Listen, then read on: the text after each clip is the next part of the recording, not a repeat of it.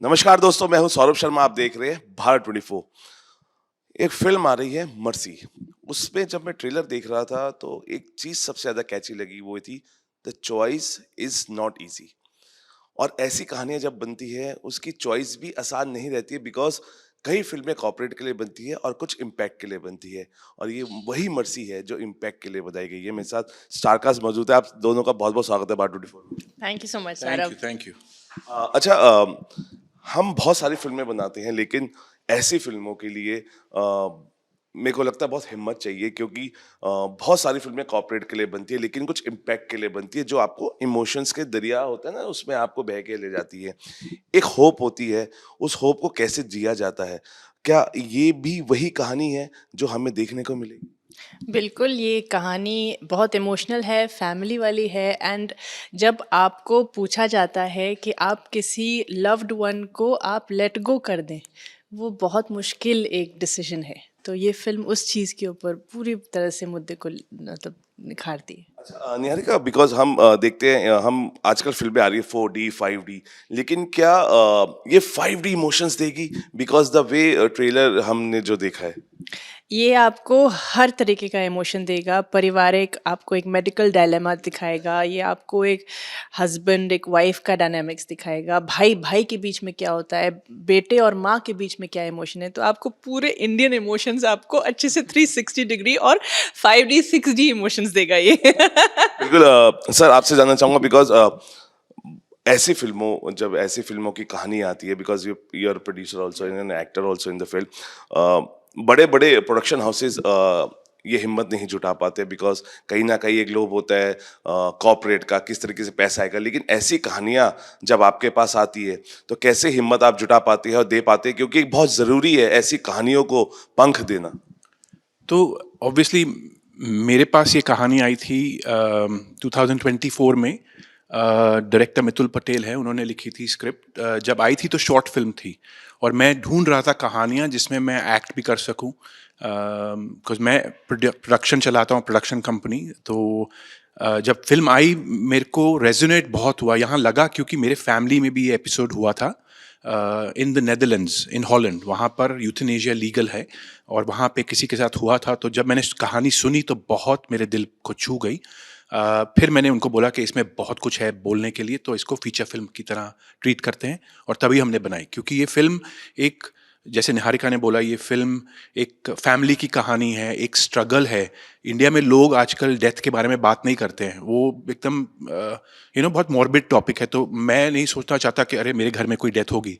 तो ये फिल्म हमने जो बनाई है, एटलीस्ट इस इंटेंशन से बनाई कि ये कॉन्वर्सेशंस स्टार्ट हों, लोग बात करना शुरू करें इसके बारे में, बिकॉज डेथ इज इनएविटेबल। तो दैट्स व्हाई। निहारिका, एक सबसे अच्छी चीज़ रही कि पिछले साल जब कांस हुआ, इंडियन पेविलियन में इसका ट्रेलर दिखाया गया और बहुत सारी तालियां आप लोगों ने बटोरी। ये प्राउड मोमेंट होता है, बिकॉज मेरे को लगता है ये विनिंग और ऑस्कर मोमेंट्स होते हैं जब तालियां आप बटोर पाते हैं, और वो भी कांस जैसे प्लेटफॉर्म्स पे। उस वक्त क्या आपका थॉट प्रोसेस था, और वहाँ का माहौल थोड़ा बता पाए जब ट्रेलर आपका चल रहा था कांस में?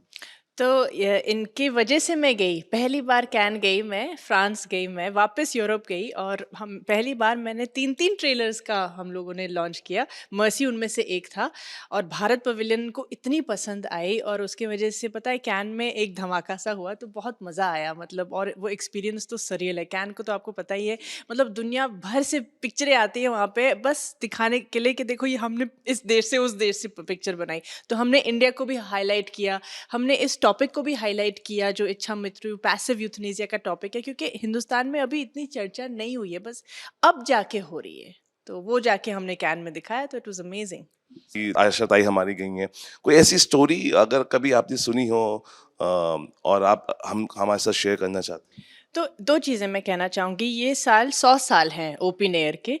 तो जब इस फ़िल्म का एक गाना है, सोनू निगम ने गाया है, यादों के सहारे चल, जो मुझे उस ज़माने में वापस लेके जाता है, वो रिदम, वो मेलोडी। और जो एक कहानी मैं बताना चाहूँगी, एक फ़िल्म आई थी प्राण जाए पर वचन ना जाए, जो जिसमें इन लोगों ने एक आखिरी गाना रिकॉर्ड किया था, बहुत ही दर्द बड़ा गाना था, जिसके लिए दोनों को फ़िल्म फेयर मिला था। As a music director OP ji को मिला था और आशा जी को मिला था एज़ अ सिंगर। वो फ़िल्म फेयर कलेक्ट करने के बाद ओपी जी ने उस फ़िल्म फेयर को जेन्युइनली समुंदर में फेंक दिया। गया जब वो वापस वर्ली सी फेस की तरफ आ रहे थे। और ये कहानी सच है, ये कहानी आजकल व्हाट्सएप में मुझे भी सर्कुलेट हो रही है, लेकिन ये एक सच कहानी है और पता चलता है कि इमोशंस क्या होते हैं, प्यार क्या होता है। और लेकिन I would like to say to the Bhosle family, specially उनकी ग्रैंड डॉटर को मैं ये बोलना चाहूँगी कि हमारे फैमिली से खूब सारे कंडोलेंसेस आपके फैमिली को। एंड आई होप कि उनकी जो ग्रैंड डॉटर है वो भी आके जाके वो भोसले जी का नाम रोशन करे, क्योंकि वो बहुत बड़ी लेगेसी है लता जी और आशा जी की। And as a family of music मैं चाहूँगी कि ये जो ग्रैंड डॉटर्स और ग्रैंड सन्स हैं म्यूज़िक फ्रेटर्निटी के, कि वो भी अब अपना रंग दिखाएं। और वो दिख रहा है, देखिए आपकी मेहनत हमेशा रंग लाती है और उस रंग के बहुत फ्लेवर्स होते हैं जो हमें अलग अलग फील्ड में आपके नजर आ रहे हैं। सर, कंटेंट की बात करें हम, आपको लगता है कि ये बदलाव आप महसूस करते हैं कंटेंट को लेके? बिकॉज कंटेंट हमेशा से जीतता रहा है, लेकिन बीच में जिस तरीके से हमने फेस्टिवल भी देखे, हमने वो टाइम भी देखा जब सिनेमा तक हमारी ऑडियंस नहीं जा रही थी। तो आपको क्या लगता है कि किस तरीके का कंटेंट मिसिंग है और बनना चाहिए और नहीं बन रहा है? First, at your part of your first question, content is king. Content is the king, right? उसके बिना सब कुछ फेल हो जाता है अगर आपका content अच्छा नहीं है. The only problem from personally experiences as an indie filmmaker here, हमको एक platform की ज़रूरत है कि हम ये फिल्म या कोई भी इंडी फिल्म लोगों को दिखाएं. वो visibility is an issue. उसमें अगर सपोर्ट इंडस्ट्री का होगा तो और इंडी फिल्म मेकर्स और young talent will come out and promote their films. So that is lacking. In terms of what kind of content should be made, I mean, stories, there are so many stories. Every day there's a new story. Every life has a story. So काफ़ी stories तो सबकी अब बन सकती हैं. तो passionate तो होना चाहिए, लोगों को बनाना चाहिए वो सब स्टोरीज, बट वो प्लेटफॉर्म बहुत ज़रूरी है. निहारिका, एक डायरेक्टर है जिनकी क्राफ्ट में आप हमेशा चाहते हैं काम कर, संजय लीला बंसाली. किस तरीके का स्टोरी चाहते हैं? अगर कुछ बने तो निहारिका उसमें एक्ट कर पाए अकॉर्डिंग टू हर, वो किरदार जो उन्होंने सोचा है. मैं और संजय लीला बंसाली एक ही प्लेटफॉर्म पे मिलते हैं और वो है संगीत. तो मैंने आपको पहले भी शायद ये बोला हुआ है कि एक म्यूज़िक डायरेक्टर की क्या जर्नी रहती है, मतलब उसका म्यूज़िक का नाता, वो कैसे म्यूज़िक बनाते हैं, कैसे अपने संगीतकारों को चुनते हैं, वो जर्नी मैं I am sure Sanjay Leela Bhansali उससे बेहतर फिल्म नहीं बना पाएंगे संगीत को लेके, क्योंकि वो खुद इतनी रुचि रखते हैं संगीत में और बहुत अच्छे खुद म्यूजिक डायरेक्टर हैं. In addition to being a film director, I feel Sanjay Leela Bhansali is a very good musical director. Subhash ji थे जो शोमैन थे, लेकिन उनको भी म्यूजिक की बहुत अच्छी पहचान थी, और एक हमारे संजय लीला बंसाली है. एक डिबेट है बीच में जो आपने काफी सुनी होगी, 8 घंटे की शिफ्ट होनी चाहिए.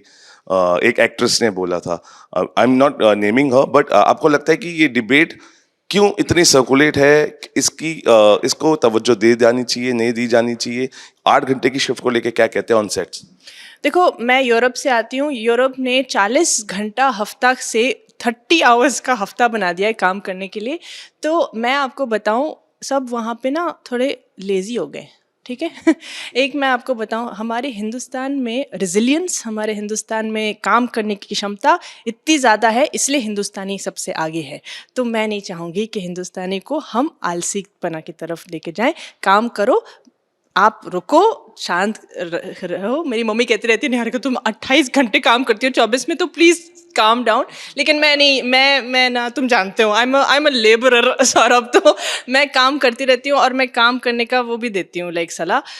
8 घंटे क्या मतलब, काम करो जब तक कर सकते हो.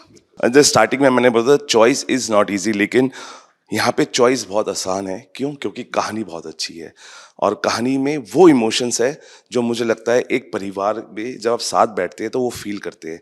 और अगर आपको यही फीलिंग चाहिए तो आपको अपनी चॉइस से ये फिल्म जाके देखनी है, बिकॉज बहुत ही सच्चाई और ईमानदारी से बनाई हुई कहानी है. बहुत ज़्यादा लाउड बाकी फिल्मों की तरह नहीं है, एक प्यारी सी फिल्म है और एक प्यारा सा मैसेज है, इम्पैक्टफुल मैसेज देने की कोशिश है. और मुझे लगता है कि वो मैसेज जो उन्होंने अपनी मेहनत से दिया है वो आपके दिल तक ज़रूर पहुंचेगा. फिलहाल भी लेते हैं, आप बने रहिए भारत 24 के साथ.